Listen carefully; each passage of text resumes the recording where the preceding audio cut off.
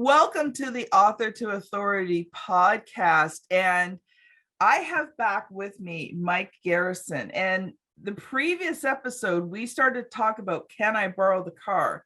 And if the pre-conversation Mike and I just had is anything like what this podcast is going to be about, you do not want to turn this podcast off, because I really believe that, for entrepreneurs, it is so hard to build a business. It is so hard to get to that place of predictable sales, and we get taught that, we have to learn marketing, and create these funnels and all this stuff. And if you're on YouTube, you're seeing all the funny faces he's making at me right now. But I really believe, and most of my business has been built on this, but I'm excited for this conversation because I'm ready to take it to the next level, is that you can build your business based on referrals.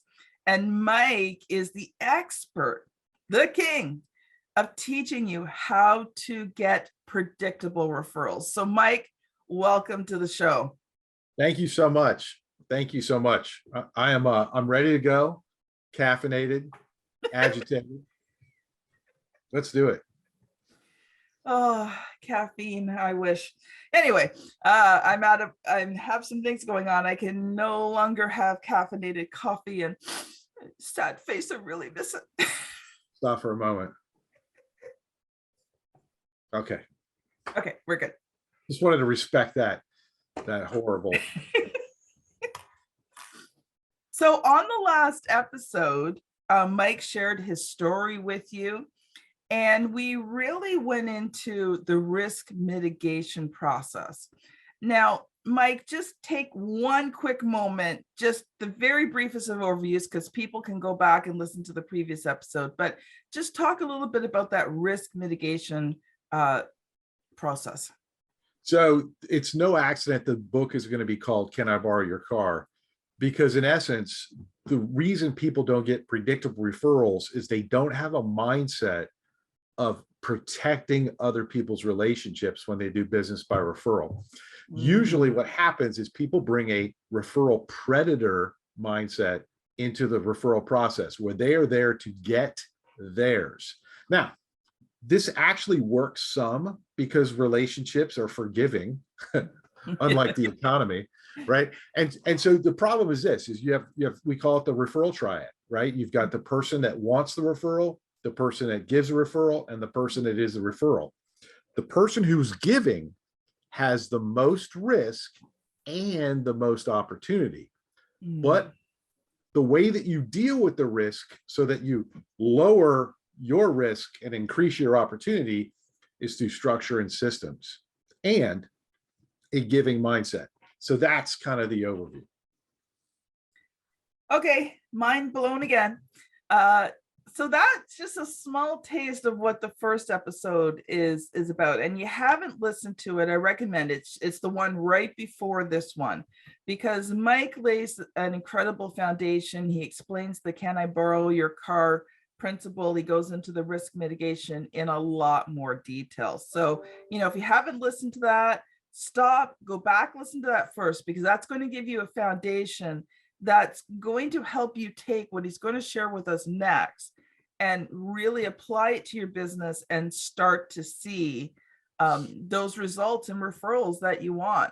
So today, the two big areas I want to cover with you are the macro strategy and the micro strategy. So first, let's talk about the macro strategy. So why don't you explain it, and then we'll discuss it a bit. So the macro strategy is very similar. So there's two modules in my predictable referral training course. Module 2 is giving, module 3 is getting, right? The macro and micro structurally are very similar. And the reason is one of the reasons people don't trust referrals, right? Which is true. They love referrals, but they don't trust them because they don't systematize them and they don't make them predictable. The reason we don't trust referrals is because we don't understand what can scale. People look at a referral process, Kim, and they say to themselves, well, I can't ask enough people for referrals to be able to get enough referrals. And I go, maybe, but that's that referral predator mindset, right? So the macro strategy for giving and getting is hashtag networking, right? So Yes. you network effectively. And here's what we have to remember. There's a big difference between what referrals you'll accept and what referrals you want. And that's the same thing when you're giving. There's a big difference between what people will accept and what they want. True. And the most powerful part of this whole process is talking about what you want and what they want. So the macro strategy, I just want everyone that's listening right now, imagine your most important contact, your most powerful, most connected, most prominent contact that you have.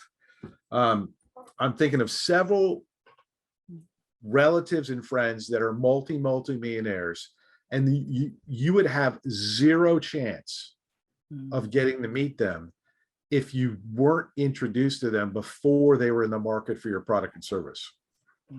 Meaning, these are people that don't need to find a new salesperson. Yeah, or a new entrepreneur or a new business, or they've already got relationships. So when we're talking about ideal clients, which is how you scale a predictable referral business, we are going to let karma, Jesus, Gandhi, whoever, we're going to let the universe, there you go. See, I'm being,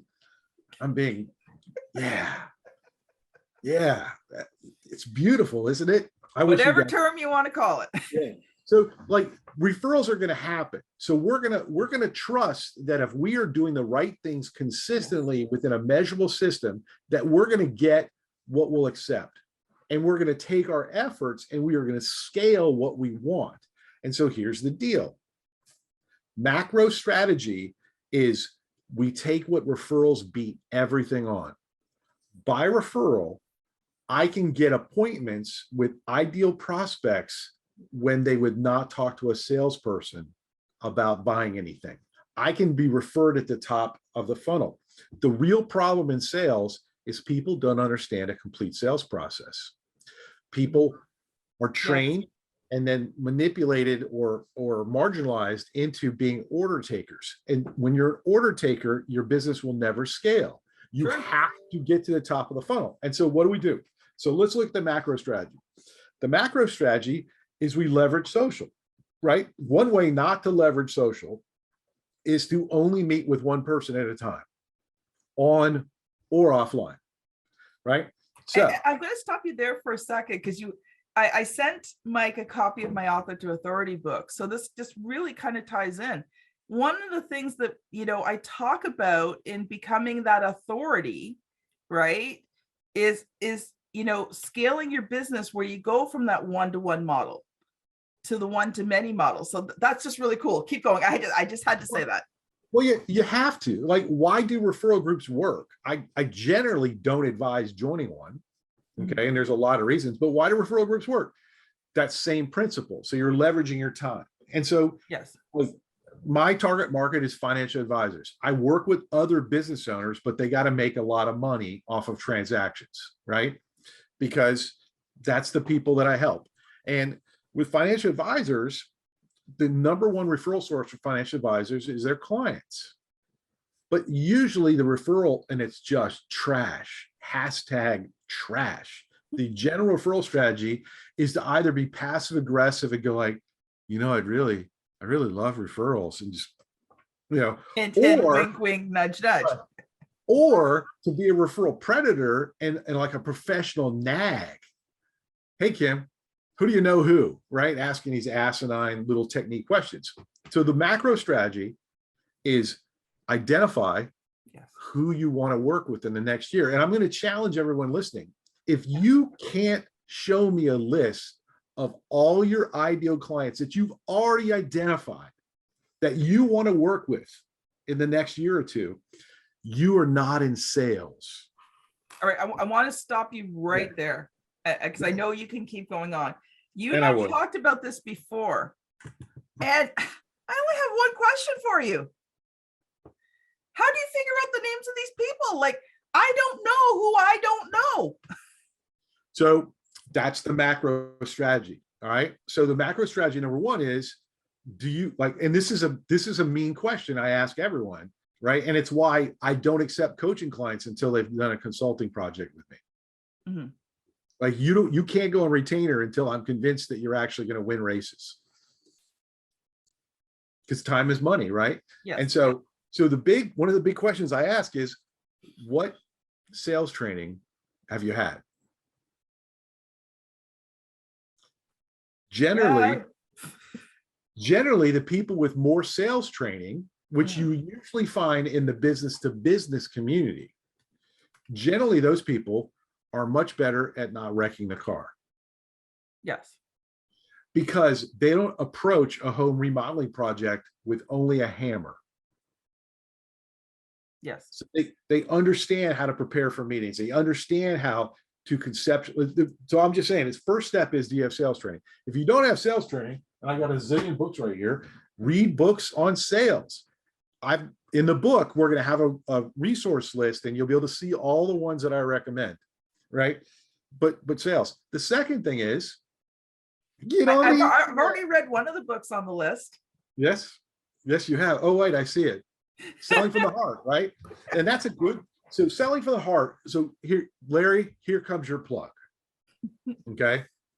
One of the biggest problems we have with sales training is we don't understand how to be authentic. So Larry's book, Selling from the Heart, the reason Larry and I are so tight is because his book introduces you to a different mindset around sales. And then from there, you can go to gap selling. You can go to any of the stuff from Mark Hunter, Anthony Iannarino, Blunt. I mean, you name it. There's all kinds of great stuff out there, right? Pink, you name it, tons of stuff.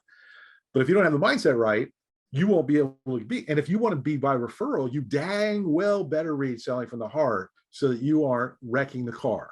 So anyways, so the second thing is this: you get on the internet, fool. Like social freaking media. You know what I used to have to do, Kim, when I was selling copiers back in the day? And I'm talking about like we had this, my first phone was like $5,000. It was awful. So like back in the first cell phone? Oh God. I mean, it was I don't even want to start it, right? So like I'm a little bit older, right? So I've been around. So my point being is this: it's like, to get industry news, I had to go to the freaking library. That was like, and you had these industry periodicals. So every piece of information I had was old.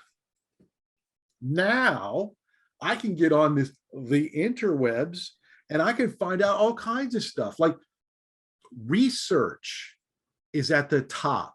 Your macro strategy has heavy research because you don't have to spend hours driving to the library and reading. You can do very targeted searches. If you're not on LinkedIn and you sell B2B or you're a financial advisor, you're a fool. Additionally, you've got to be on Facebook or Instagram, one of those. Guess why? Even if you hate those, and I don't even want to go there, Meta, whatever, even if you hate those, there's so much information out there, right? So big strategy research. Then see who in your network is connected to them. True. Right? Additionally, a big referral strategy, when you look at it all in, is writing content that makes you different. So today was a big macro strategy newsletter for me. And it was why financial advisors should write personal posts. And I've got all kinds of information in there. It's top of the funnel stuff that makes me interesting. But the real thing, like my best posts ever, are personal. Like if the macro strategy for referrals, giving and getting, is sharing personal posts, because that's what makes you different. Right? It also makes you relatable. Well, think about it. So here's the question, the macro question that has to be answered for all the crap I teach is this: why should I agree to meet with you? Yeah. Right? That's what we're answering at the macro level. Like, who do we want to meet and why should they want to meet with us? And if it's because you sell shit, guess what? Garbage. Well, no, so because you sell garbage. Well, here's the thing is like, if it's just if my introduction strategy for you is all around what you get paid for, then the only people that will be willing to meet with you are the ones that want to pay you. And most of them are already paying your competition. So all of a sudden, I'm your salesperson. No, referrals are about favorable introductions. They're about being welcomed into conversation and a beginning relationship with your ideal prospects without the taint of transactions. Yeah. You know what's really cool though? You ready for this? Love it. Go ahead. Sometimes when you meet with somebody socially, right? Not salesy, but socially, they decide they're ready to buy now. You know what? I've had that happen. Like when, before pre-COVID, I spent a lot of time traveling to networking meetings within a 2 to 3 hour geographical range. And, I always went to these network meetings with the goal of having 2 to 3 really great conversations. And I didn't say business conversations. I said conversations.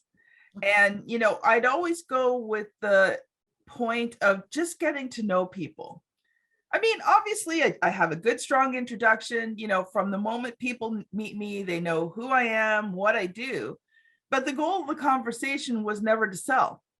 The goal of the conversation was to get to know a person, see if I can be of value. Like I remember there was a couple of times I went and, people found out I was a publisher. To just let me finish because it relates back to what you just said.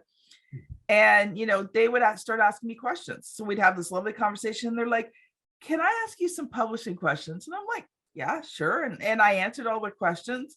And, I had once or twice where the person goes, and I mean, I wasn't trying to sell. I genuinely just answering the questions. And they're like, I need to hire you. Your definition is wrong for sell. That's your number one problem as a friend, right? You were trying to sell. You were trying to sell. You weren't pitching. The sales is the entire process. True.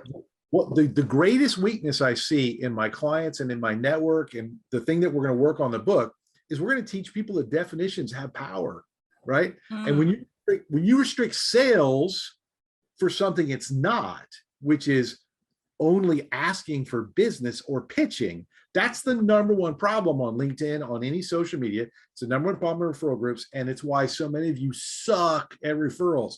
It's because you've taken sales, which is an entire process of helping people buy from you, right? And then delivering, right? And you've made it into the awful part that everyone hates. And and I'm just telling you, I've been a sales coach and a writer for decades. And whenever I hear somebody say, I'm not trying to sell you anything, I laugh in their face usually. And I say, look, you're lying to me, right? And I'm not saying you're a bad person, Kim. Obviously, you're a sister in Christ. You are my publisher. But this is the problem. We are making sales bad. Sales is just a noun. It is just a noun. Yeah, it's kind of become a 4-letter word noun. Right. And that's because most people suck at sales because they've never had any training. And so they try and use this reverse psychology, which doesn't work, right? The point is, we're all selling all the time. We're either doing it well or badly. People are like, well, people are like, you're not trying to sell me. I'm like, the hell I'm not. Like, I'm selling all the time. Like when I'm servicing my client, I'm selling them. Because I'm being persuasive.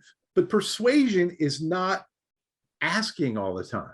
And so that it's so important because the macro strategy, we can't do referrals if we don't want to sell. True. We cannot do referrals if we don't want to sell.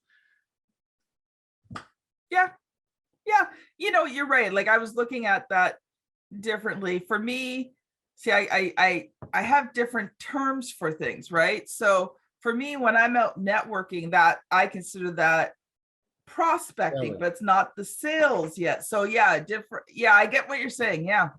Yeah, prospecting is the prospecting part of the sales process. Networking is the networking part of the sales process.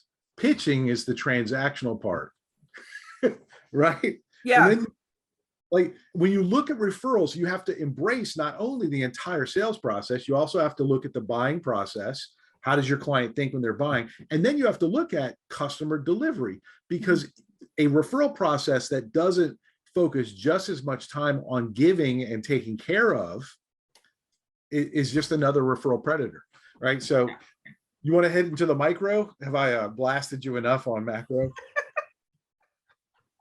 I'm sorry. I'm not passionate at all. No, not at all. We just need to be careful of the language we use on the podcast. I am a sinner saved by grace. True. But Apple has really strong ratings that won't we might have to, if you hear a blanked out word, you know what happened, because Apple does not like that. I have my clean rating. I want to keep it that way. Gotcha. So you have to marketing hint and tip. You want Apple to promote your podcast out to everyone. So if you want the overseers. Yes. So let's talk micro. You ready? I'm ready. So the micro strategy is where, instead of being very systematic, and macro is about how can we use little bits of time, little bits of energy for a cumulative aspect. The micro is where we're looking for golden geese and golden eggs, right? When it comes to our personal time. And so, like, one of my golden geese is a guy named Mike. I met him through LinkedIn. Right? I was referred to him by somebody I met on LinkedIn, and we've developed an incredible relationship. And no one has referred me more introductions in the last 3 years than Mike has in the last 6 months. And so this is where you have to identify and be strategic. So, for example, for me, most of my ideal clients are financial advisors and financial planners that work at independent advisory firms, meaning they have less oversight and compliance issues, so they have more freedom. When I'm looking for golden geese, when I'm looking for somebody that I'm going to pour a lot of time and energy into nurturing a relationship so that I can know they're going to refer me, I look for people that serve my clients. So Mike is an owner at an investment firm that is actively interacting with, selling to, and developing relationships with my ideal clients, but he doesn't do what I do, right? In B&I, which is, I'm an old B&I guy from way back in the day. You know, B&I, we used to call it being a hub firm. Like, you want to be at the center and have spokes out to everything. One of the problems is you've got to know that the person that you are going to be purposefully either getting or giving to, you have to know that that's a good match. And so one of the things that I always encourage, if you're a financial advisor or you're let's call you a high-end entrepreneur, where, you know, your average relationship value is at least $7,500 or more per client, let's look at this. The first thing you should do is look at who's referred you. Okay. There's a couple reasons why. We have data. Like, they already did it. Like, we don't have to wonder if they want to help you. So true. Right. But this is also where, if you don't have a strategy for how you handle referrals, how you borrow the car, return it better, I've never met someone that is knocking it out of the park on referrals from clients, predominantly because they usually are executing the nagging strategy. Right? So here's the problem. At the macro level, if you train everybody to only give you referrals when you ask, they will respect your wishes. At the micro level, we're having very purposeful, very individualized conversations about giving and getting. And so my micro strategy always starts with giving. Right? It always starts with giving, because I find that people are always interested when I'm looking to help them. Right? Well, it's the truest version of the law of reciprocity. Yeah, it's weird. Like some dude talked about do unto others, you know? It was a while ago. I think that might have been the most successful marketing campaign ever, and it was social, but it didn't use media. Yeah. So my point being, start with giving. Now, if you are giving, now these are referral sources, not clients. So if you're giving to a CPA or giving to somebody else, at that point, if you do the strategy well, 50% of the time, they're going to, before you even say anything, they're going to say, wow, I've never had anybody do this for me before. How can I help you? Oh, okay. And then this is where the research comes in, because the worst thing you can do when somebody says, how can I help you, is make them be a salesperson for you. Yeah. Most people in referral process, Kim, at the micro level, where we should be executing and just being completely transparent, they go, well, anybody you know who, right? Because Guilty. because they hate sales, because they don't know what sales is, because they hate sales, they offload all of the professional sales hard stuff, prospecting, qualifying, getting meetings. They offload that on their clients and referral sources, which is why they don't get enough referrals. Mm-hmm. So this is where we go into specifics. So my friend Mike and I, almost without exception, when one of us meets a new financial advisor, there is a discussion with each other about that. Because here's the beauty at the micro scale. You ready? Mm-hmm. Referrals can help you sell down through the funnel. Yes. Sometimes I'll have one referral source get me the social introduction because they can. And then down the funnel, I might have another one of my referral sources or network players reinforcing the referral all the way through. I may have another one after delivery of product or service, checking in with my now client, making sure we don't have buyer's remorse. So referrals can happen. They can be powerful at every level of the sales process. And so I don't know if that makes enough sense for people. So here's how it works. You ready? I'm ready. This is my fancy, unbelievable script. You ready? I'm ready. Hey, Kim, thank you so much for helping me and referring me in the past. Would it be okay if we had a conversation about you introducing me to Larry Levine? Yeah. Sure. Now, what's in there? I didn't say, hey, I want you to introduce me to Larry Levine. What did I ask? I asked if it'd be okay if we had a conversation about introducing me to Larry Levine. And that's the most important part I want you to get. When it becomes time to be proactive, when we're doing the micro strategy, we're asking if it's okay to have a conversation. And we're doing that because that lowers risk. Yeah. I do this with people I know that will refer me to the person. Mm-hmm. It still works. I do it with people I've taught this to, and it still works. Because it's a human to human trust building. That's why on my website, on the pricing page, I literally list on there who I'm an absolute disaster for. Yeah. And the reason is because I am building trust with people that shouldn't buy from me and from the people that should, right? And so does that help with the micro strategy? Oh. That is some good meat to chew on there, brother. I always serve it. There's never one course when I serve dinner. Oh, you and I are going to have some adventures, my friend, as we work on your book. This is when everybody's like, wow, poor Kim. She's got to work with him on the book. You know what's really powerful for me? So here's what's powerful. I'm like, thank you, God. Like someone has some answers for me, right?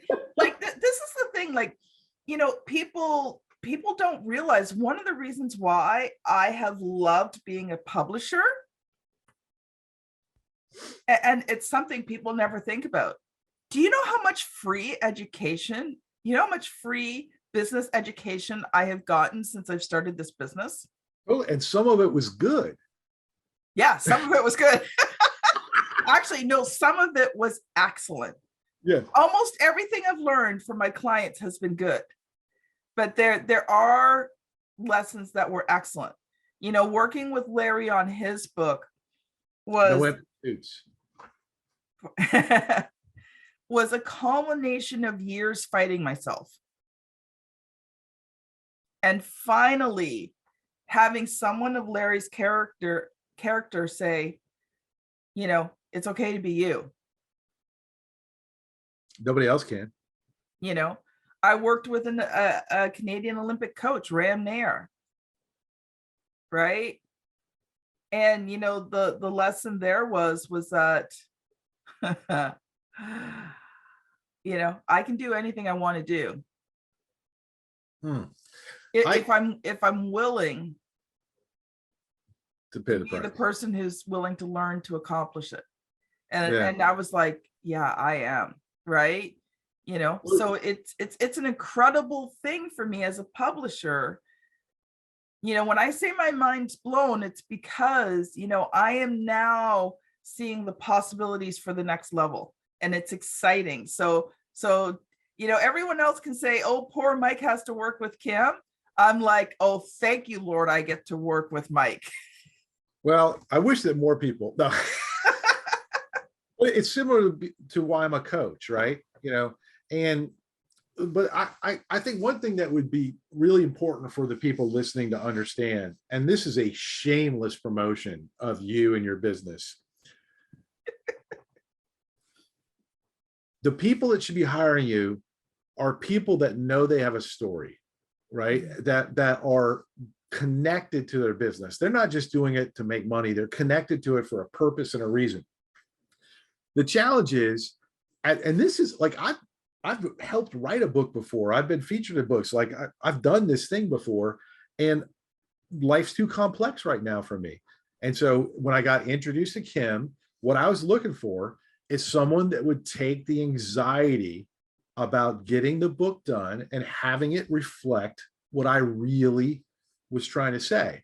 And that's what, like, I have open on my desktop all the time, her wonderful project management software.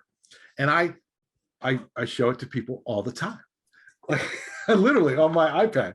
I'm like, do you know why I buy from Kim? Let me show you. Chapter 1. And she's got she has the entire process is documented. And what that gives me is it gives me peace of mind, right? I know it's going to get done. I know when it's going to get done. I know it's going to be great because not only does she have the process, she's amazing in it, but like I am making more money as a result of hiring you.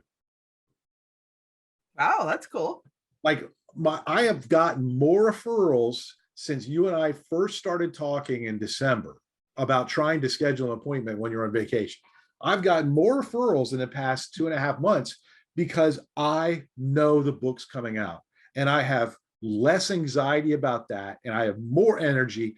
Every time you and I talk, I get more passionate about what I'm doing and I get more excited about the future. And I get like, and it's working. Like you should hire Kim just because you're going to make more sales as a direct result of her process of helping you write the book. And then the book's going to come out. Yes. So that is my laid back, low energy testimonial for Kim. Oh, Mike, you cracked me up. Like, don't work with me if you want that soft counselor coach. No, You know what? I've always looked for very strong people to work with, people who will challenge my perceptions, my mindset, people who, you know, call me up on the carpet, right?